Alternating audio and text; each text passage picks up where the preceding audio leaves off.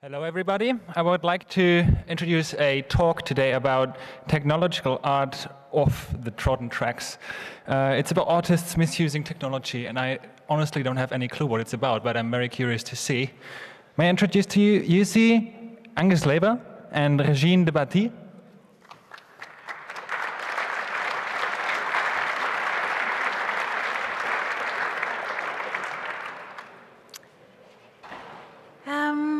Good evening, guten Abend. So I'm Regine de Batty, and I've worked in media. I've done lots of stuff in the past, but now I'm just a blogger.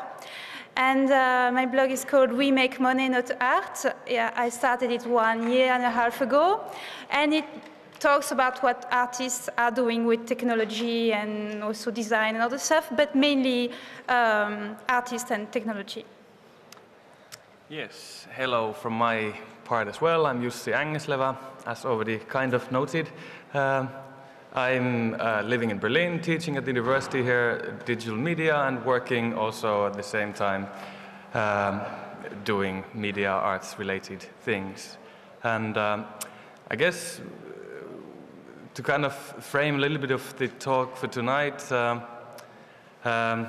kind of a word for why we are here in the first place. Well, we're basically here because Tim asked us to. The rationale behind why he did so, I don't know, but maybe the kind of combination of Regine more kind of being very much aware of what is really going on in the field of media arts, and me slightly being more involved maybe in doing small projects myself in the field, that we might be able to complement each other on the talk. But we haven't talked this through yet, so we'll see what happens. So maybe I'll let you start. Yeah, well, maybe another reason why we are here talking about artists is that there are many common points between hackers and digital artists. And yesterday I went to the introduction talk of Tim Pritlove, and he gave a kind of definition and non-definition of hackers. And I saw that many of the points he mentioned could be totally applied to new media artists. So I wrote my notes. And he said that hackers are not criminal, that hacking is about freedom, understanding the world outside, and this world is filled with technology, more and more filled with technology. And if you want to understand the world, you have to understand this technology. He said that hackers are people who like to go into the things, and they don't want to be ignored, they have a voice. They are concerned about how the world is working, and they would like to see it working in a better way.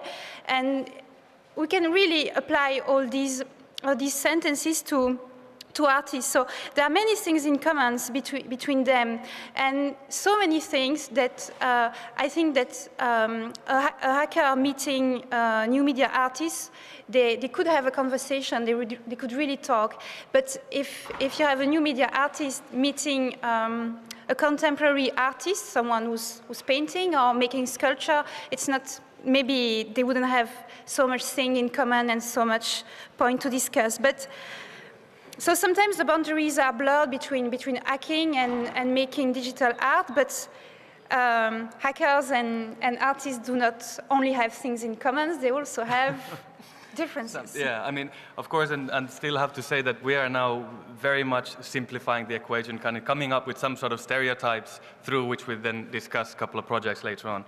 So here we have how hackers are related to media artists. What Regine already said, I think I wrote this list separately from her, but I think there's a quite strong correlation. Now, in terms of what we felt that where the correlations are not so strong is basically in the methodologies of how to do things, and also in terms of what to do with them.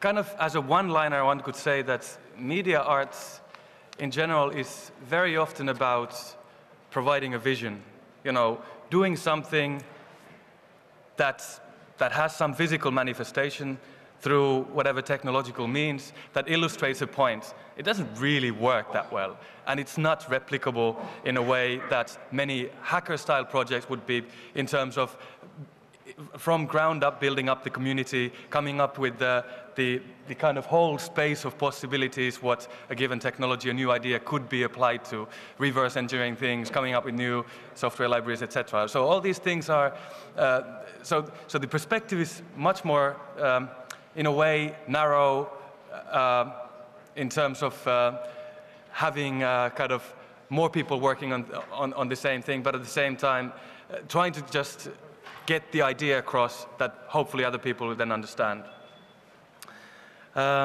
So yeah, so that's in a way my kind of extremely narrow perspective on what the differences might be. Did I miss something thus far? Shall we start with examples? Yep, I think the examples come here.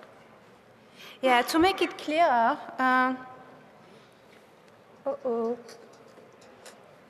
Yeah.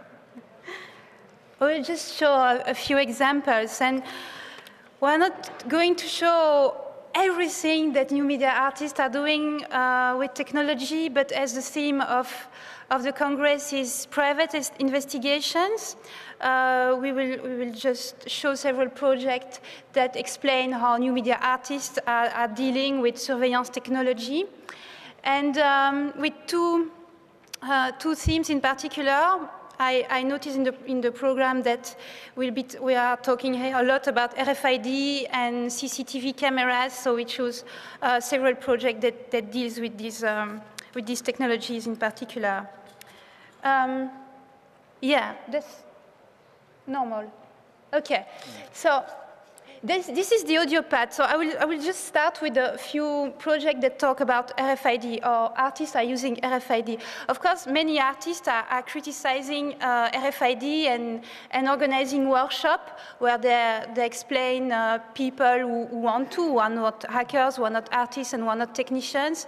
They are explaining the bad sides of RFID. Also, they are showing them how to easily and cheaply make like a key holder that will light when there's an RFID reader in the neighborhood. One of them is quite famous for this workshop. It's called Zapped, and they are Americans. And sometimes they do things that really, they're quite striking. Like a few months ago, they were in Houston. They were part of a big exhibition.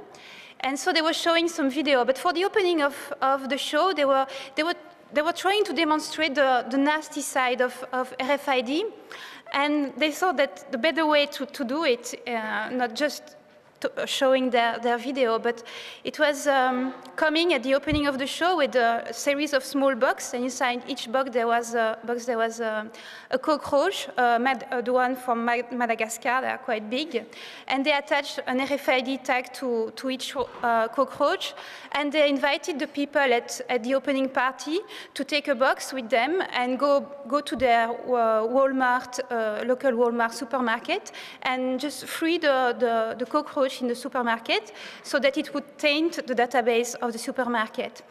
But yeah, there are several projects like that.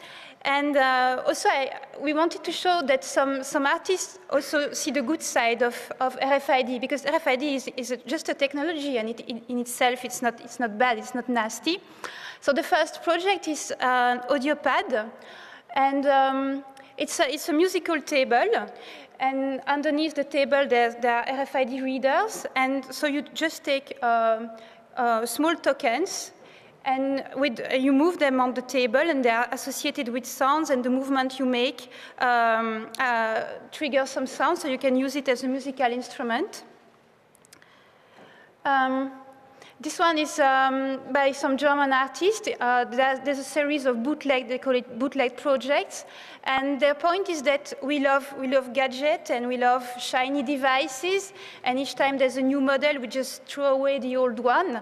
But some of the old ones are still working perfectly, and they look very, very nice. And so they had this record player. And they just remove what was inside, and instead they put an RFID reader inside. So you just have the shape of a record player, but the technology is totally different. And each time, if you want to listen to some music, you take this old record sleeve, and there's an RFID tag attached to it, and you just put the sleeve on the record player, and the music will go. I guess there the kind of underlying question is more to do with the sort of inbuilt sort of redundance of modern technology, so that they don't really, I mean, where's the Rolex of mobile phones? Where's the thing that you would like to actually keep for 20, 30 years, and that you still appreciate it as a form, and you might kind of cherish and change it? You use it for half a year, 2 years, and then you throw it away and get a nicer, newer model. That it's not about how it's, like, how it feels, but what it does. Yeah, it's a simple, a bit quirky project. It's called Junkie Little Helper.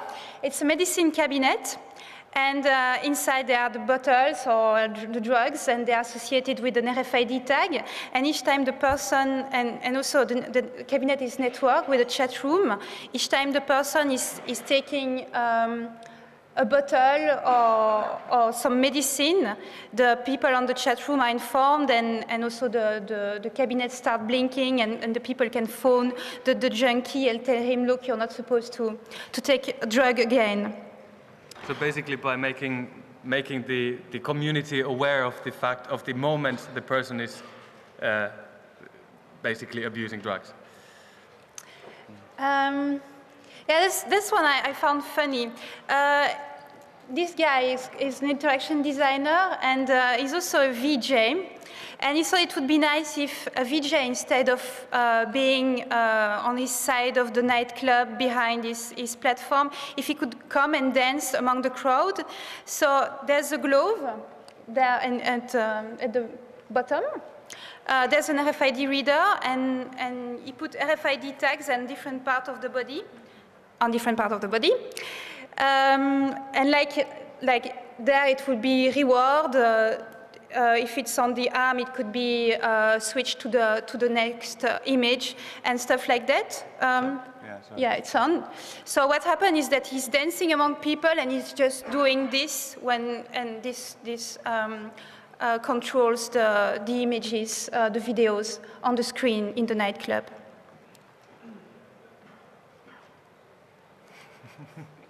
Yeah, without music, it's a bit ridiculous.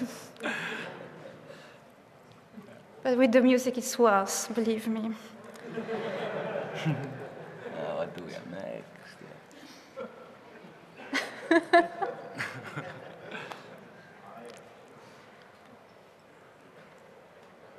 Oh. But yeah, so all these projects thus far, they're more or less kind of neutral uses of RFID. I mean, they definitely have their own quirky undertone, but they're not really questioning the fact that we are being tracked by them by doing shopping in a grocery store. Okay, so next one. Mm-hmm. This one is called peripheral needs. And it's for people with obsessive compulsive disorders.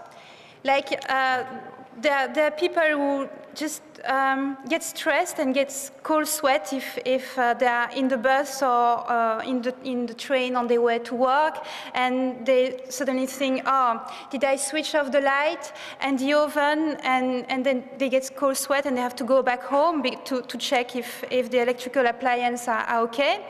So this system is that you have RFID on Velcro, and they are placed next to the electrical appliance on the toaster or next to the oven.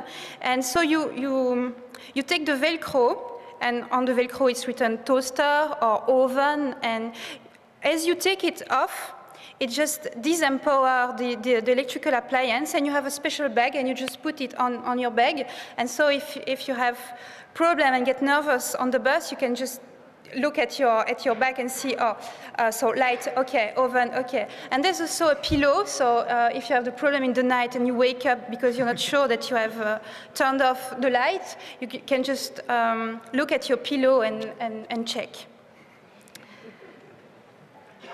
Yeah, now, yeah, what we noticed with RFID is that we had projects which were criticizing the technology, projects which were not neutral, projects which used RFID in a way